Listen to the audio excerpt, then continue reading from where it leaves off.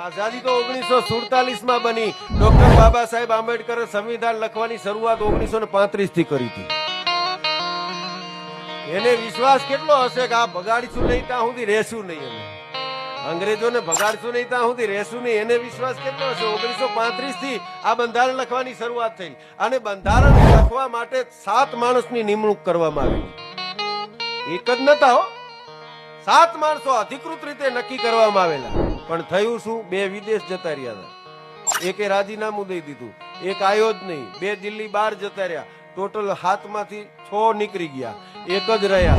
જવાબદારી એક જ માથે આવી અને તેમ છતાંય મૂંઝાણો નહીં. એ ભારતનો ભડવીર એટલે ડોક્ટર ભીમરાવ આંબેડકર સાહેબ એકલાએ ડ્રાફ્ટિંગ કરી, એકલાએ ડ્રાફ્ટિંગ કર્યું છે. હવે હું તમને કહું, એકલાએ ડ્રાફ્ટિંગ કર્યું છે. આખા ભારત દેશનું બંધારણ એટલે શું માનો છો? નિર્મળદાન ગઢવી ને કઈ રીતે જીવવું, કઈ રીતે રહેવું, મા બાપ, ભાઈ બેન, શિક્ષકના, તબલાવાળાના, બધાયના કાયદા, પોલીસ વાળાનો કાયદો, રણમાં રહેતો હોય એનો કાયદો, જંગલમાં રહેતો હોય એના કાયદા, ઝાડ કાપવાના કાયદા, ગાયના કાયદા, સિંહના કાયદા, મોરના કાયદા, તમામ પ્રકારના કાયદા. કાયદો એટલે એક નહીં, તમામ પ્રકારના કાયદા. એ સમય હતો કે જેની અંદર મોચી જોડા સીવે તો એને પૈસા નહોતો મળતો. એ સમય હતો જેમાં વાણંદ દાઢી કરે એના પૈસા નહોતો માગી હતો. એ સમય હતો કે જેમાં તમે તમારા ગામમાં ધંધો કરી શકો, બહાર ગામ જાઓ નહીં. અત્યારે તો રહેતો રાજકોટમાં હોય ને અડ્ડો આણંદમાં ચાલતો હોય. એનું કારણ છે ભીમરાવ આંબેડકર. આ વરઘોડા કોઈ સમાજના, અમુક સમાજના વરઘોડા નતા નીકળતા. અત્યારે વાણંદ વરઘોડા કાઢે છે. એની પાછળ ડોક્ટર બાબા સાહેબ આંબેડકર નું આ સંવિધાન છે યાર. એ ખાલી તમારા એક સમાજનો નહીં, બધાયના સમાજનો છે.